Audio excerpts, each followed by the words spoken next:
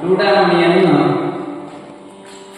ಸೀತೆ ಹನುಮಂತನ ಕೈಗೆ ಕೊಟ್ಟಾಗಿದೆ. ಇನ್ನೇನು ಹೊರಡುವಂತ ಆಲೋಚನೆ ಮಾಡುವಾಗ ಬಂದಂತ ವಿಚಾರ ಲಂಕಾ ಒಡವೈಪನಾದಂತಹ ರಾವಣನಿಗೂ ಗೊತ್ತಾಗಬೇಕು. ನಾನು ಬಂದರು ಸದ್ದಿಲ್ಲದೆ ಸುದ್ದಿ ಇಲ್ಲದೆ ಹೋಗುವುದು ಸರಿಯಲ್ಲ ಅಂತ ಯೋಚಿಸ್ತಾರೆ. ಅದಕ್ಕಾಗಿ ಶ್ರೀರಾಮ ಸಿದ್ಧಿದ್ದೇನೆ ಏನ್ ಮಾಡುವಂತಹ ಉದ್ದೇಶದಿಂದ ಅಶೋಕವನವನ್ನು ಪ್ರವೇಶ ಮಾಡ್ತಾನೆ. ಅಲ್ಲಿ ನೆಟ್ಟಿರುವಂತಹ ಶಿಲೆಗಳನ್ನೆಲ್ಲ ಕಿತ್ತು ಬಿಸಾಡ್ತಾರೆ. ಮರ ಏನು ಮರದ ಕೊಂಬೆಯಲ್ಲೂ ತನ್ನ ಬಲವನ್ನು ಮುದ್ದಕ್ಕೆ ಬೆಳೆಸಿ ಇದ್ದ ಕೊಂಬೆಗಳನ್ನೆಲ್ಲ ಮುರಿದು ಕೆಡವಿ ಹಣ್ಣು ಹಂಪಲನ್ನೆಲ್ಲ ಚೆಲ್ಲಾಪಿಲ್ಲಿಯಾಗಿ ಬಿಸಾಡ್ತಾರೆ. ಇದು ರಾತ್ರಿ ಬೆಳಗಿನ ಜಾವ. ಅಷ್ಟೊತ್ತಾಗುವಾಗ ಕಾಲಿನ ಒಳಗೆ ಶಬ್ದ ಕೇಳ್ತದೆ. ಎದ್ದು ಓಡೋಡಿ ಬಂದು ನೋಡ್ತಾರೆ. ಈ ಕತ್ತಲಲ್ಲಿ ಕಪಿಯನ್ನು ಮರವನ್ನು ಏರಿ ಕುಳಿತು ಕೊಂಬೆ ರೆಂಬೆಗಳನ್ನು ಮುರಿದಿದ್ದಾನು. ಅದರ ಮೇಲೆ ಪ್ರಬೋಧಿಸುವುದಕ್ಕೆ ಪ್ರಾರಂಭಿಸಿದ್ದಾರೆ. ಆದರೆ ಹನುಮಂತನಿಗೆ ಅದೇನು ಸಾಧ್ಯವಿಲ್ಲ. ಅವರ ಅವರನ್ನೆಲ್ಲ ಹೊತ್ತು ಓಡಿಸ್ತಾನೆ. ಆ ಸಂದರ್ಭದಲ್ಲಿ ಅವರು ಹೋಗಿ ಜಂಬೂ ಮಾಲಿ ಮತ್ತು ಅಕ್ಷಯ ಕುಮಾರ್ ರಾವಣನ ಮಕ್ಕಳಿಗೆ ಹೇಳ್ತಾರೆ, ಈ ಒಂದು ಕಪಿಗೊಂದು ಚೆನ್ನಾಗಿ ಹಾನಿ ಮಾಡಿದೆ, ನಮಗೆ ಓಡಿಸಲಿಕ್ಕೆ ಆಗುವುದಿಲ್ಲ ಹೇಳಿದಾಗ ಅವರಿಬ್ಬರು ಸೇನಾ ಸಮೇತರಾಗಿ ಬರ್ತಾರೆ. ಆದರೆ ಅವರಿಗೆ ಕವಿ ಯಾವುದು ಏನು ಗೊತ್ತಿಲ್ಲ. ತುಂಬ ಹೊತ್ತು ಯುದ್ಧ ನಡೆಯುತ್ತದೆ. ಹನುಮಂತನ ಚಕ್ರಮುಷ್ಟಿಗೆ 10,000 ದಡಿಗರಾಗ ಸತ್ತು ಬೀಳ್ತಾರೆ. ಅಕ್ಷಯ ಕುಮಾರ್ ಮತ್ತು ಜಂಬೂ ಮಾಲಿಯನ್ನು ಕೊಲ್ತಾರೆ. ಇದನ್ನು ಕಂಡಂತಹ ಆತನ ಭಟರು ಇನ್ನು ಈ ಕೆಲಸ ನಮ್ಮಿಂದ ಆಗುವುದಿಲ್ಲ ಅಂತ ಹೇಳಿ ಓಡೋಡಿ ಹೋಗಿ ರಾವಣನಿಗೆ ವಿಚಾರವನ್ನು ತಿಳಿಸ್ತಾರೆ. ಭಯಂಕರವಾದಂತಹ ಒಂದು ಕಪಿ ಬಂದಿದೆ, ನಮ್ಮವರನ್ನೆಲ್ಲ ಪ್ರಾಣಹಾನಿ ಮಾಡಿದೆ, ಜಂಬೂ ಮಾಲೆಯನ್ನು ವಧಿಸಿದೆ, ಅಕ್ಷಯ ಕುಮಾರನ ಕಥೆಯನ್ನು ಮುಗಿಸಿದೆ. ಸ್ವಾಮಿ ಇದಕ್ಕೆ ರಕ್ಷಣೆ ಏನು ಕೊಡಬೇಕು? ಲಂಕೆಯಲ್ಲಿ ಪಟುಪಟನಾದಂತಹ ಮಹಾಪರಾಕ್ರಮಿಯಾದಂತಹ ವೀರನಾದ ಮಗ ಇಂದ್ರಜಿತ್ ಮೇಘನಾಥನನ್ನು ಕರೆದು ಹೇಳ್ತಾನೆ, ಏನೋ ಒಂದು ದೊಡ್ಡದಾದಂತಹ ಕಪಿ ಬಂದಿದೆ ಅಂದ್ರೆ ಅದನ್ನು ಹಿಡಿತರುವುದಕ್ಕಾಗಿ ನೀನಲ್ಲಿ ಹೋಗಬೇಕು. ಹೋಗುವಂತಹ ಸಂದರ್ಭ ಸಾಮಾನ್ಯ ರಥವನ್ನು ಕೊಂಡು ಹೋಗುವುದಲ್ಲ, ಕುಂಭಕರ್ಣನ ವಜ್ರ ರಥ. ವಜ್ರ ಹೇಳಿ ಲಂಕೆಯ ಸಂಪತ್ತಿಗೆ ಸಮಾನ, ಪೂರ್ಣ ಸಂಪತ್ತಿಗೆ ಸಮಾನವಾದಂತಹ ಮಹತ್ತಾದಂತಹ ರಥ, ಅದನ್ನು ಕೊಂಡು ಹೋಗುವಂತ ಹೇಳ್ತಾರೆ. ಹಾಗೆ ಬಂದವನೇ ನೋಡುವಾಗ ಕಪಿಚೇಷ್ಟೆ ಮಾಡಿಕೊಂಡು ಮರದಲ್ಲಿ ಕೂತಿದೆ. ಬಂದವನೇ ಇಂದ್ರಜಿತ್ ಎನ್ನುವುದು ಅವನಿಗೆ ಗೊತ್ತಾಗ್ತದೆ. ಆಗ ಹೇಗಿದ್ರು ರಾಮನ ಆಸ್ಥಾನವನ್ನು ಪ್ರವೇಶ ಮಾಡಬೇಕಿದ್ರೆ ರಾಮನ ಆಸ್ಥಾನವನ್ನು ಪ್ರವೇಶ ಮಾಡಬೇಕಿದ್ರೆ ಅಪ್ಪಣೆ ಬೇಕು, ಅನುಮತಿ ಬೇಕು. ಆ ಪ್ರಶ್ನೆ ಎಲ್ಲ ಬೇಡ. ಇವನೇ ಕರ್ಕೊಂಡು ಹೋಗುವುದಿದ್ರೆ ನಾನು ಯಾಕೆ ಇವನನ್ನು ಎದುರಿಸಬೇಕು ಹೇಳಿ ಹಾಗೆ ಮೌನವಾಗಿರ್ತಾನೆ. ಆ ಸಂದರ್ಭದಲ್ಲಿ ಇಂದ್ರಜಿತ್ ಬ್ರಹ್ಮಾಸ್ತ್ರವನ್ನೇ ಪ್ರಯೋಗಿಸ್ತಾನೆ. ಯಾಕಂದ್ರೆ ಸಾಮಾನ್ಯವಾದ ಒಂದು ಕಪಿಯ ಮೇಲೆ ನೀನು ಬ್ರಹ್ಮಾಸ್ತ್ರದ ಪ್ರಯೋಗ ಮಾಡಿ ಆಗಲಿ, ಬ್ರಹ್ಮಾಸ್ತ್ರವನ್ನು ಎದುರಿಸುವ ಶಕ್ತಿ ನನಗಿಲ್ಲ ಹೇಳಿ ಬ್ರಹ್ಮಾಸ್ತ್ರಕ್ಕೆ ಕಟ್ಟು ಹೊಡೆದು, ನಿಜವಾಗಿ ಕಟ್ಟು ಹೊಡೆದದ್ದಲ್ಲ, ಕಟ್ಟು ಹೊಡೆದು ಹೋಗಿದ್ದಾನೆ. ಬಿದ್ದ ಸಾಮಾನ್ಯವಾದಂತಹ ಕುಂಭಕರ್ಣನ ವಜ್ರ ರಥದ ಮೇಲೆ ಅವನನ್ನು ದೂಡಿ ಹಾಕ್ತಾರೆ. ರಥದ ಮೇಲೆ ಬಿದ್ದಂತಹ ಕಪಿಗೆ ಪ್ರವಹಿಸುವುದಕ್ಕೆ ಪ್ರಾರಂಭಿಸ್ತಾರೆ. ಆಗ ಇಂದ್ರಜಿತ್ ಹೇಳ್ತಾನೆ, ಸುಮ್ಮನೆ ಕಪಿ ನೋಯದಿ ಕಪಿ, ಸುಮ್ಮನೆ ಹೊಡಿಬೇಡಿ, ನೀವು ಕೈಕಾಲೆಲ್ಲ ನೋವು ಮಾಡಿಕೊಡ್ಬೇಕು, ಹೊಡೆದ್ರೆ ಕಾಲು ನೋವು ಆಗಬೇಕು, ಹೊಡೆದ್ರೆ ಕೈ ನೋವು ಆಗಬೇಕು, ನಿಮ್ಮ ಅಸ್ತ್ರಗಳೆಲ್ಲ ಇದಕ್ಕೆ ಹಿಡಿಯುತ್ತಿಲ್ಲ, ಸುಮ್ಮನೆ ತಡೆಯಿರಿ ಅಂತ ಹೇಳ್ತಾರೆ. ಹಾಗೆ ಎಳೆ ತಂದು ಆ ರಥವನ್ನು ರಾವಣನ ಆಸ್ಥಾನದ ಮುಂದೆ ತಂದು ನಿಲ್ಲಿಸ್ತಾರೆ. ವಾಲ್ಮೀಕಿ ರಾಮಾಯಣದಲ್ಲಿ ಆಗಲೇ ಕಟ್ಟು ಹೊಡೆದು ಎತ್ತು ತನ್ನ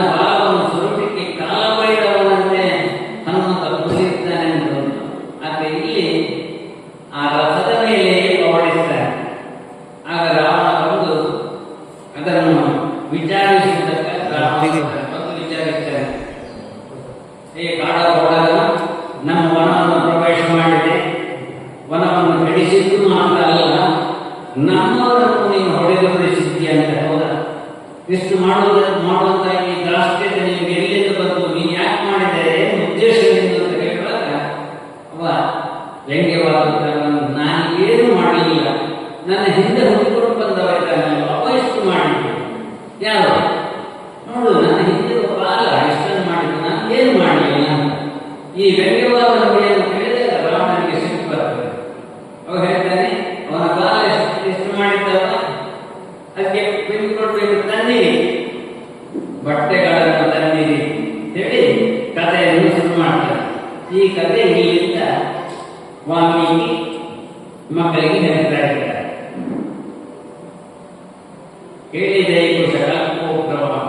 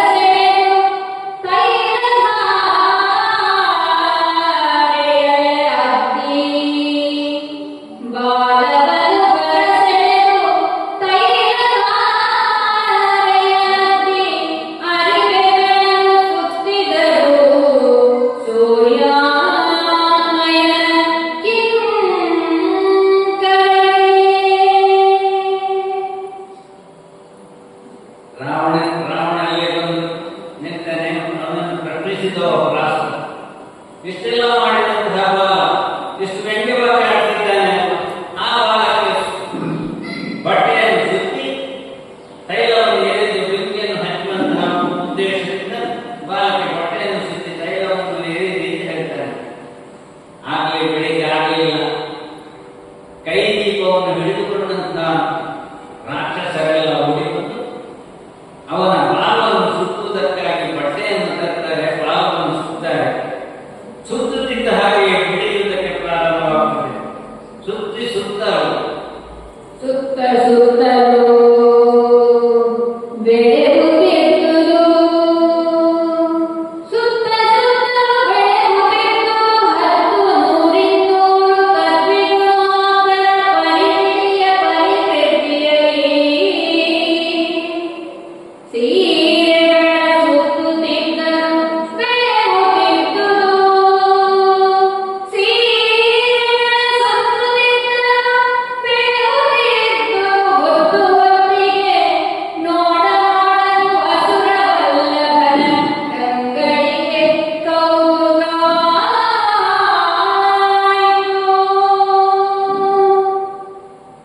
ಹಾಗೆ ಬಟ್ಟೆಯನ್ನು ತಂದು ಸುತ್ತುವುದಕ್ಕೆ ಪ್ರಾರಂಭ ಮಾಡಿದಾಗ ಬಾಲ ಬೆಳೆಯುವುದಕ್ಕೆ ಪ್ರಾರಂಭವಾಗ್ತದೆ.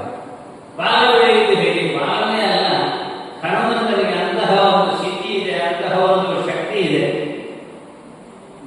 ಹನುಮಂತ ಕಾಮಗ, ಕಾಮಿಸಿದ ವೇಗದಲ್ಲಿ ಚಲಿಸುವಂತಹ ಶಕ್ತಿಯನ್ನು ಹೊಂದಿದ್ದರಿಂದ ಅವನಿಗೆ ಕಾಮಗ ಅಂತ ಕರೆಯುತ್ತಾರೆ. ಕಾಮರೂಪಿ, ಕಾಮಿಸಿದಂತಹ ರೂಪವನ್ನು ಧರಿಸುವುದಕ್ಕೆ ಅವನಿಗೆ ಸಾಧ್ಯ ಇದೆ. ಆದ್ದರಿಂದ ಅವನ ಕಾಮರೂಪಿ. ಹಾಗೆ ಕಾಮಿಸಿದಂತಹ ಶೌರ್ಯ, ಪರಾಕ್ರಮದಿಂದ ಒಬ್ಬನನ್ನು ಎದುರಿಸಬೇಕಿದ್ರೆ ಅವನಿಗೆ ಆ ಸಾಮರ್ಥ್ಯವೂ ಇದೆ. ಆದ್ದರಿಂದ ಕಾಮವೀರ್ಯ ಅಂತ ಕರೀತಾರೆ. ಅವನ ದೇಹದ ಯಾವ ಭಾಗವನ್ನು ಬೇಕಿದ್ರೂ ಎಷ್ಟು ಬೆಳೆಸುವುದಕ್ಕೂ ಸಾಧ್ಯ ಇದೆ. ಹಾಗೆ ಮಾಯಾವಿಗಳಾದಂತಹ ರಾಕ್ಷಸರಿಗೂ ಆ ಶಕ್ತಿ ಇದೆ. ಅದಕ್ಕೆ ಅಷ್ಟಸಿದ್ಧಿಗಳು ಅಂತ ಹೇಳುವುದು. ಅಣಿಮ, ಗರಿಮ, ಮಹಿಮ, ಪ್ರಾಪ್ತಿ, ಪ್ರಾಧಾನ್ಯ, ಈಶತ್ವ, ವಶಿತ್ವ ಎನ್ನುವಂತಹ 8 ವಿದ್ಯೆಗಳಿವೆ. ಅದೇ ಇಂದ್ರದಲ್ಲ. ಇವನಿಗೆ ಬ್ರಹ್ಮ ಕೊಟ್ಟಂತಹ ವರ ಕಾಮರೂಪಿ, ಕಾಮವೇಗ ಮತ್ತು ಕಾಮವೀರ್ಯ. ಹಾಗೆ ಅವನ ಬಾಲ ಬೆಳೆಯುತ್ತಾ ಹೋಗುತ್ತದೆ. ಇನ್ನೇನು ಒಂದು ಮಾದಷ್ಟೇ ಇರುವುದು. ಬಟ್ಟೆ ಸುತ್ತಲಿಕ್ಕೆ ಅಂತ ಹೇಳಿದಾಗ ಸುತ್ತುವಾಗ ಒಂದು ಬಿಲ್ಲಾಂತರ ಉದ್ದ ಬೆಳೆಯುತ್ತದೆ. ಏನು ಒಂದು ಬಿಲ್ಲಾಂತರ ಅಂತ ನೋಡುವ 100 ಅಡಿಯಷ್ಟು ಉದ್ದ ಆಗ್ತದೆ. ಅಡಿಗಡಿಗೆ ಬಾಲ ಬೆಳೆಯುತ್ತಾ ಹೋಗ್ತದೆ. ಆಗ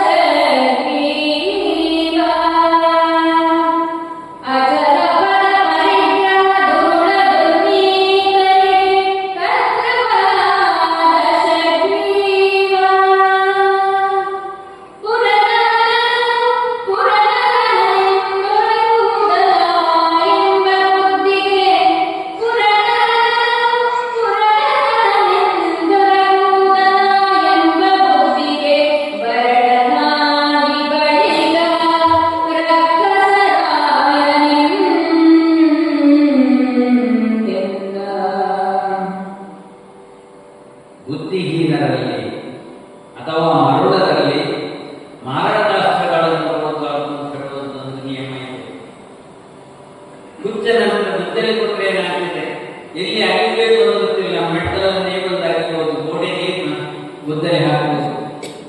ಹಾಗೆ ಮರ್ಕಟ, ನೊಂದಂತಹ ಮರ್ಕಟ ಈಗ ನೊಂದಿದೆ, ಅವನಿಗೆ ಹೊಡೆದಿದ್ದಾರೆ, ಕಟ್ಟಿ ತಂದಿದ್ದಾರೆ, ಅಂತಹ ಕಪ್ಪಿಗೆ ಅನ್ಯಾಯ ಮಾಡುವುದಕ್ಕಾಗಿ, ಹಗೆಯನ್ನು ತೀರಿಸುವುದಕ್ಕಾಗಿ ಅದರ ಬಾಲಕ್ಕೆ ಬೆಂಕಿ ಸುತ್ತಿ, ಬಟ್ಟೆ ಸುತ್ತಿ ಬೆಂಕಿ ಕೊಟ್ಟಂತೆ ಆದರೆ ಅದು ಏನು ಮಾಡಬಹುದು, ಪುನಃನಾಶ ಮಾಡಬಹುದು ಎನ್ನುವಂತಹ ವಿಚಾರ ರಾವಣನಿಗೆ ಗೊತ್ತಾಗಲಿ.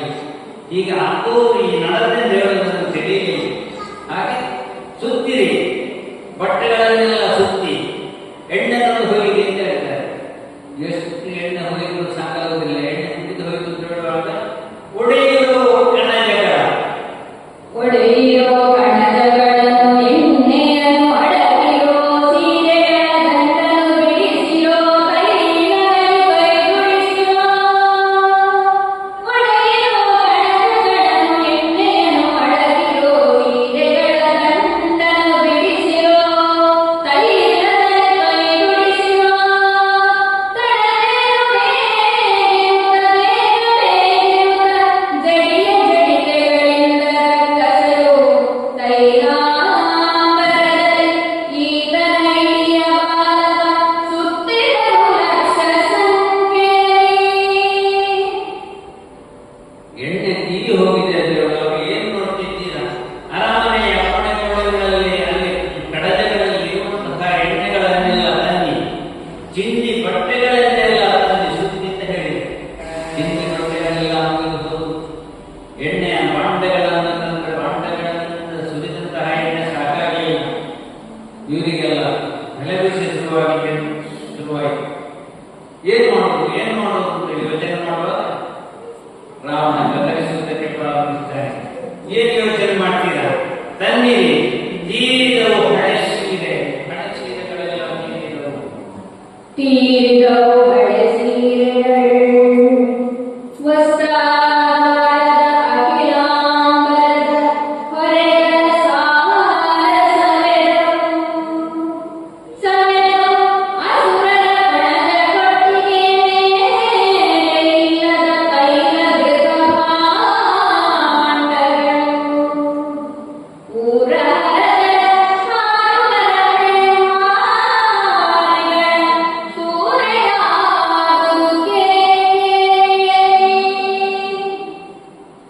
ಹಳೆ ಸೀರೆ, ಹಳೆ ಬಟ್ಟೆಗಳೆಲ್ಲ ತೀರಿದ. ಏನು ಯೋಚನೆ ಮಾಡ್ತಿದ್ದೀರಾ? ಅರಮನೆಯಲ್ಲಿ ಇರುವಂತಹ ಸೀರೆಗಳಿದೆ, ಬೇಕಾದಂತಹ ಬಟ್ಟೆಗಳಿದೆ, ಅದನ್ನೆಲ್ಲ ತಗೊಂಡು ಬನ್ನಿ. ಎಣ್ಣೆ ಮುಗಿದು ಹೋದ್ರೆ ಅರಮನೆ ಎಣ್ಣೆಯನ್ನೇ ಕಾಯಬೇಕಾಗಿಲ್ಲ. ಕೇರಿಗಳಲ್ಲಿ ಇರುವಂತಹ ಅವರು ನೋಡೋದು ಬೇಡ. ಬ್ರಾಹ್ಮಣರ ಮನೆಯಲ್ಲೆಲ್ಲ ಪೂಜೆಗಿಟ್ಟಂತಹ ಎಣ್ಣೆ ಇರ್ಬೋದು, ಪೂಜೆಗಿಟ್ಟಂತಹ ತುಪ್ಪ ಇರ್ಬೋದು, ತುಪ್ಪು ಬಹಳ ಚೆನ್ನಾಗಿ ಉರಿಯುತ್ತದೆ. ಆ ತುಪ್ಪದ ಬಾಂಡೆಗಳನ್ನೆಲ್ಲ ಬಡ್ಡಿಯಾಗಿ ತಂದು ಬಟ್ಟೆಗೆ ಸುರಿದು ನೆನೆಸಿ ಅದಕ್ಕೆ ಸುತ್ತಿ ಅಂತ ಹೇಳಿ ಒಪ್ಪಿದ್ದು ಹೇಳಿದಂತೆ.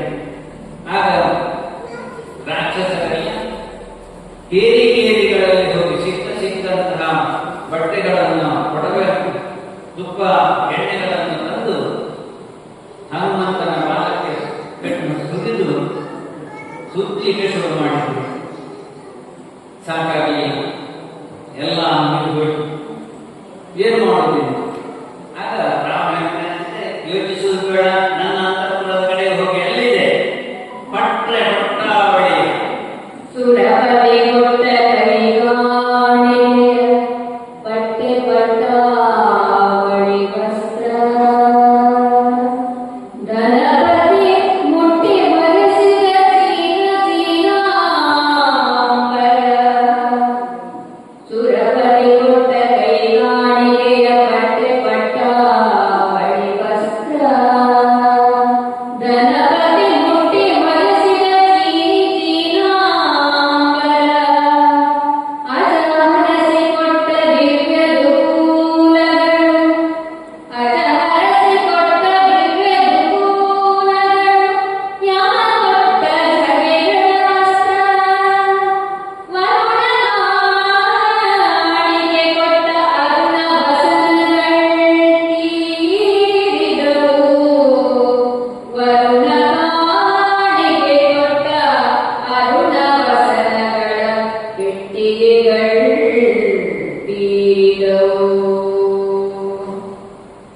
ಚತುರ್ದಶ ಭುವನದಲ್ಲ ಎನ್ನುವಂತಹ ಹೆಸರನ್ನು ಗಳಿಸಿದಂತ ರಾಮ. ಅವನ ಆಧಿಪತ್ಯಕ್ಕೆ ಸೇರಿದಂತವರೆಲ್ಲ ಈ ಲೋಕದವರೆಲ್ಲ ಅವನಿಗೆ ಮಣಿಯುತ್ತಾರೆ, ಅವನಿಗೆ ಬಹುಮಾನವನ್ನು ಕೊಡ್ತಾರೆ.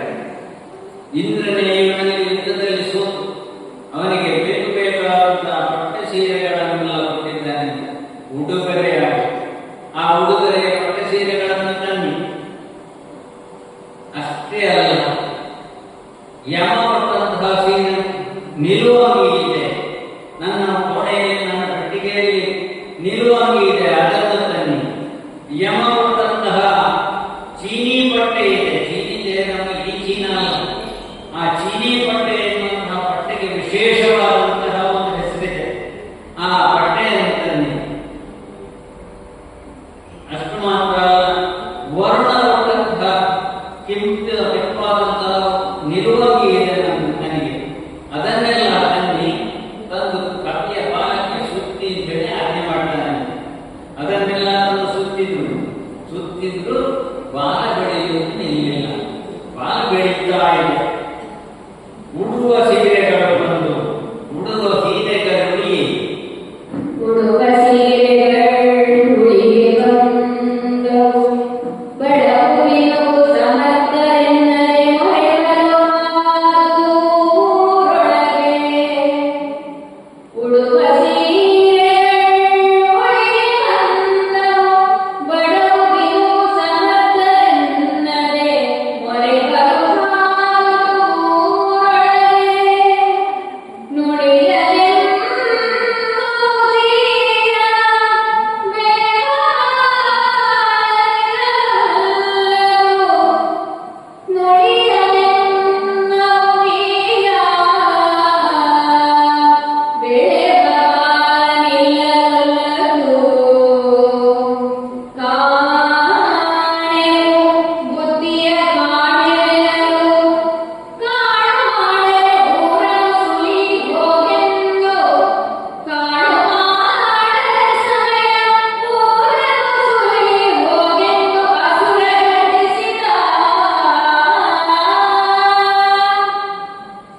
ಲಂಕಾಪುರನಾದಂತಹ ರಾವಣೇಶ್ವರನಿಗೆ ಕೇವಲ ಒಂದು ಕತ್ತಿಯ ಬಾಲಕ್ಕೆ ಬೇಕಾದಷ್ಟು ಬಟ್ಟೆಯನ್ನು ಸುತ್ತುವುದಕ್ಕಾಗುವುದಿಲ್ಲ.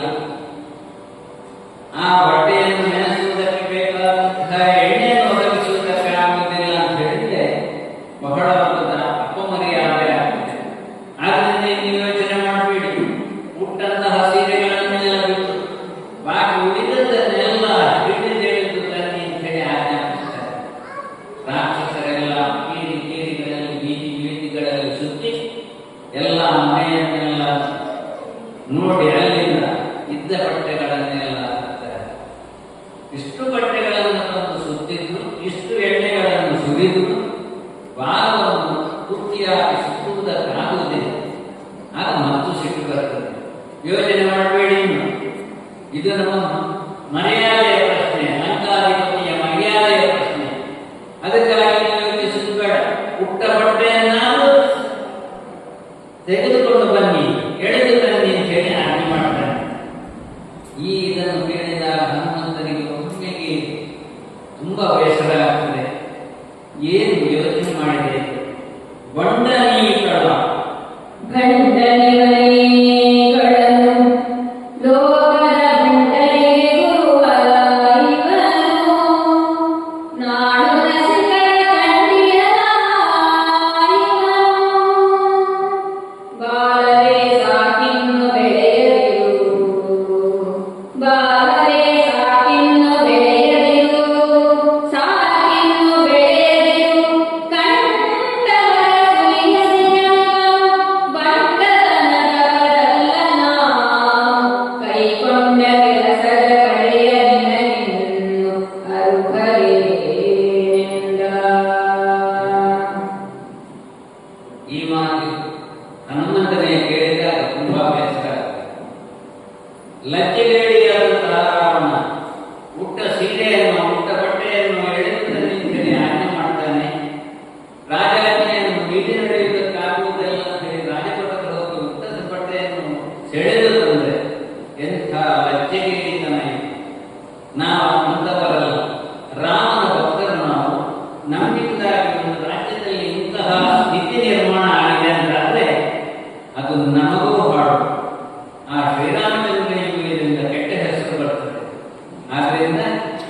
ಹೀಗಾಗಬಾರದು ಅಂತ ಹೇಳಿ ಯೋಚಿಸಿ ಬಾಲಕ್ಕೆ ಹೇಳ್ತಾನಂತೆ, ಇನ್ನು ಬೆಳೆಯುವುದು ಬೇಡ, ಸಂತಸಿಸಿದು ಬಾಲವು ಬಳಿಕ ಸುಖಾಂತರ ನಿಜ ಜನನೇ ಮರಳಿ ಅಂತರಿಕ್ಷದಲ್ಲಿ ಉಳಿದ ಪ್ರಧಾನವೇ ತಂತುಗಳ ಸಾಗಿನ್ನು ಬೆಳಗ್ಗೆ ಅಂತ್ಯವಾದು ತಂತುಗಳ ಸಾಗಿನ್ನು ಬೆಳಗ್ಗೆ ಅಂತ್ಯವಾದು ತುಳಿಯದಿರಿಯೆಂದು ಸಂತರಿಸೆ ಡಂಗುರಗಳೆರಡು ಅಲ್ಲಲ್ಲಿ. ಇನ್ನು ಬಾಲ ಬೆಳೆದರೆ ಇಲ್ಲಿ ತುಂಬಾ ಕೆಟ್ಟದಂತ ಸಂಗತಿಗಳು ಹೋಗ್ತದೆ. ಬಂಡನೇ ರಾಕ್ಷಸ ಏನನ್ನು ಮಾಡುವುದಕ್ಕೆ ಹೇಳುವುದಿಲ್ಲ ಹೇಳಿ ಬಾಲಕ್ಕೆ ಸಮಾಧಾನ ಹೇಳುವುದಕ್ಕಾಗಿ ಹನುಮಂತ ಹೇಳ್ತಾನಂತೆ, ಸಂತವಿಸು ಬಾಲ, ಇನ್ನು ಬೆಳೆಯಬೇಕು. ಈ ನಿಶಾಚರ ಕೆಟ್ಟವ ಏನನ್ನೂ ಮಾಡಿ ನಿನ್ನ ಮಹಿಮೆ ಏನು ಅಂತ ಕೇಳಿದ್ರೆ ಹೇಳಲಿಕ್ಕೆ ಸಾಧ್ಯ ಇಲ್ಲ. ನೀನು ಮೊದಲ ಜನ್ಮದಲ್ಲಿ ಏನಾಗಿದೆಯೋ ಗೊತ್ತಿಲ್ಲ. ದಾನ ಧರ್ಮಾದಿಗಳನ್ನು ಮಾಡಿ ಹುಟ್ಟಿದವನಿಗೆ ಮೊದಲ ಜನ್ಮದ ಪುಣ್ಯದ ಫಲ ಸಿಗ್ತದೆ. ನನಗೆ ಏನು ಸಿಗಲಿಲ್ಲ, ನನಗೆ ಇಡೀ ನನ್ನ ಜೀವನದಲ್ಲಿ ಸಿಕ್ಕಿದ್ದೇನು ಅಂತ ಹೇಳಿದ್ರೆ ವಿಧಿಯನ್ನು ಹಾಗೆ ನಿಧಿಯನ್ನು ಹಾಗೆ ಒಂದು ಕೌಪಿನ ಮಾತು, ಬ್ರಹ್ಮ ಕೊಟ್ಟಂತಹ ಕೌಪಿ, ಒಂದು ಉಡಿದ, ಇದೆರಡೂ ನನಗೆ ಸಿಕ್ಕಿದ್ದು ಬ್ರಹ್ಮನಿಂದ. ಇಷ್ಟಲ್ಲದೆ ಕಿವಿಯೊಂದಕ್ಕೆ ಕರ್ಣಕುಂಡಲ, ಒಂದೇ ಕಿವಿಗೆ ಕರ್ಣಕುಂಡಲ. ನಾವು ಈಗಲೂ ನೋಡ್ತಿದ್ದೇವೆ, ಅದರ ಮೂಲಕತೆ ಏನು ಅಂತ ಗೊತ್ತಿಲ್ಲ. ಇವಾಗ ಒಂದು ಕಿವಿಗೆ ಕರ್ಣಕುಂಡಲವನ್ನು ಇಟ್ಟುಕೊಂಡಿರುತ್ತಾರೆ. ಅದು ಹನುಮಂತ ಕಿವಿಯಲ್ಲಿ ಒಂದು ಕಿವಿಯಲ್ಲಿ ಮಾತ್ರ ಕರ್ಣಕುಂಡಲ. ಇದು ಎಲ್ಲಿಗೂ ಕಾಣೋದಿಲ್ಲ. ಶಾಸ್ತ್ರಸ್ಥನಾದಂತಹ ಹನುಮಂತ ಅವನ ಮರುಶಾಪಕ್ಕೆ ಏನು ಅಂತ ಅಂಜನಾದೇವಿ ಋಷಿಯನ್ನು ಬೇಡಿಕೊಂಡಾಗಬೇಕಾಗ್ತದೆ. ಯಾರು ನಿನ್ನ ಕಿವಿಯಲ್ಲಿರುವಂತಹ ಕರ್ಣಕುಂಡಲವನ್ನು ಗುರುತಿಸ್ತಾರೋ, ಯಾರು ನಿನ್ನಂತಹ ಸ್ವರ್ಣಕೌಪಿನವನ್ನು ಕಾಣ್ತಾನೋ, ಯಾರು ನಿನ್ನ ಉಡಿಯಲ್ಲಿ ಉಡಿದಾರವನ್ನು ನೋಡ್ತಾನೋ ಅಂತವನೇ ಮಹಾತ್ಮ ಮಹಾವಿಷ್ಣು. ಅವಧರೆಯಲ್ಲಿ ಬಂದಾಗ ಅವನನ್ನು ಕಂಡು ಮಾತಾಡಿಸಿದ್ರೆ ಆಗ ನಿನ್ನ ಶಾಪ ವಿಮೋಚನೆ ಆಗ್ತದೆ ಅಂತೇಳಿ ಅಂಜನಾದೇವಿ ರುಚಿ ಕೊಟ್ಟಂತಹ ಮಾತು. ಇವ ಹೇಳ್ತಾನೆ, ನನಗೆ ಸಿಕ್ಕಿದ್ದು ನನ್ನ ಪೂರ್ವಜನ್ಮದ ಪುಣ್ಯದ ಫಲದಿಂದ ಬ್ರಹ್ಮ ಕೊಟ್ಟಂತಹ ಕೌಪಿನವನು, ಬ್ರಹ್ಮ ಕೊಟ್ಟಂತಹ ಉಡಿದಾರವನು, ಬ್ರಹ್ಮ ಕೊಟ್ಟಂತಹ ಕರ್ಣಕುಂಡಲವನು. ಇದನ್ನು ಬಿಟ್ಟು ನನಗೇನೂ ಇಲ್ಲ. ನಿನಗೆ ಹಾಗಲ್ಲ. ಯಮ ಕೊಟ್ಟಂತಹ ನಿಲುವಂಗಿ ಸಿಕ್ಕಿದೆ, ಬ್ರಹ್ಮ ಕೊಟ್ಟಂತಹ ಪಟ್ಟ ಸೀರೆಗಳು ಸಿಕ್ಕಿದೆ, ವರ್ಣ ಕೊಟ್ಟಂತಹ ಅಪಾರವಾದಂತಹ ಬೆಲೆಯುಳ್ಳಂತಹ ಬಟ್ಟೆಗಳು ಸಿಕ್ಕಿದೆ. ಇದನ್ನೆಲ್ಲ ನೀನು ಸಂತೋಷ ಪಟ್ಟಿದ್ದೀಯ. ಆದರೆ ನನಗದೇನು ಸಿಗಲಿಲ್ಲ, ಇಷ್ಟರಲ್ಲಿ ನೀನು ಸಂತೋಷ ಪಡು ಹೇಳಿ ಅವನನ್ನು ಸಮಾಧಾನ ಮಾಡುತ್ತೇನೆ. ಅಷ್ಟೇ ಬಾಲ ಬೆಳೆಯುವುದು ನಿಲ್ತದೆ. ಅದನ್ನು ಕಂಡಂತ ರಾಮ ಹೇಳ್ತಾನೆ, ಕೊಯ್ಸಿಗೈಡಂಗುರವ, ಬೀದಿ ಬೀದಿಗಳಲ್ಲಿ ಹೋಗಿ ಬಟ್ಟೆಯನ್ನು ಎಣ್ಣೆಯನ್ನು ತರುವುದಕ್ಕಾಗಿ ಹೊರಟಂತಹ ರಾಜಭಟರಿಗೆ ಹೇಳಿ, ಬಟ್ಟೆ ತರುವುದು ಬೇಡ ಸಾಕು, ಎಣ್ಣೆ ತರುವುದು ಬೇಡ ಸಾಕು, ತೂಕ ತರುವುದನ್ನು ನಿಲ್ಲಿಸಿ ಅಂತ ಹೇಳಿ ಡಂಗುರವನ್ನು ಹೊಡೆಸಿ ಅಂತ ಹೇಳ್ತಾರೆ. ಆಗ ಡಂಗುರವನ್ನು ಹೊಡೆಸಿ ಎಣ್ಣೆಯನ್ನು ತರುವುದನ್ನು ಬಟ್ಟೆಯನ್ನು ತರುವುದನ್ನು ಎಲ್ಲ ನಿಲ್ಲಿಸ್ತಾರೆ. ಒಂದು ರೀತಿಯಲ್ಲಿ ಇದು ಸಮಾಧಾನ ಆಗ್ತದೆ. ಈಗಲಾದರೂ ಈ ತಪ್ಪು ಇಷ್ಟು ಮಾಡಿದ ನಾನು ಹೇಳಿ ಸಮಾಧಾನ ಹೊಂದಿರುವಾಗ ಹೇಳ್ತಾನೆ, ಕುಮತಿರಾವಣನೆದ್ದು ಬಳಿಕ ಭ್ರಮನಿಷಾಟರ ಕರೆದು ನೇಮಿಸೆ. ಕುಮತಿರಾವಣನೆದ್ದು ಬಳಿಕ ಭ್ರಮನಿಷಾಟರ ಕರೆದು ನೇಮಿಸೆ. ನಿಮಿಷದಲ್ಲಿ ಹತ್ತಿಸಿದರು ಹೊತ್ತಿಕ್ಕಿದರು ದಾನ.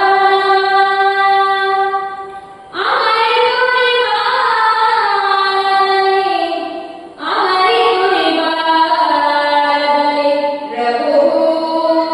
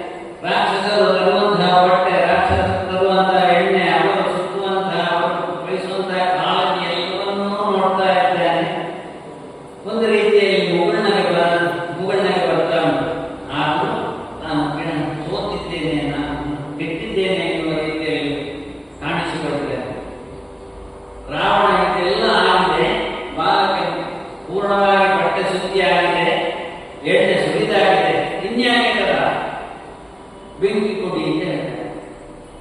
ಅವತ್ತು ಹೇಳಿದ್ದೇ ತಡ ನೊಂದಂತಹ ಕಷ್ಟಪಟ್ಟಂತಹ ಇವರಿಗೆಲ್ಲ ಒಂದು ರೀತಿಯಾದಂತಹ ಉಲ್ಲಾಸ ಬರ್ತದೆ. ಆ ಕ್ಷಣದಲ್ಲಿ ಬಾಲದ ತುದಿಗೆ ಬೆಂಕಿಯನ್ನು ಹಚ್ಚಿದ್ದಾರೆ. ಬೆಂಕಿಯನ್ನು ಹಚ್ಚಿದಾಗ ಹೊರಳಿ ರಥದಿಂದ ಕೆಳಗೆ ಬೀಳ್ತಾನಂತೆ. ಬೇಕುಂದಲೇ ಕೆಳಗೆ ಬೀಳ್ತಾನೆ. ಅವ ಬಿದ್ದದ್ದನ್ನು ನೋಡಿದಾಗ ರಾಕ್ಷಸರಿಗೆ ಒಳ್ಳೆಯ ನಗೆ ಬರ್ತದೆ.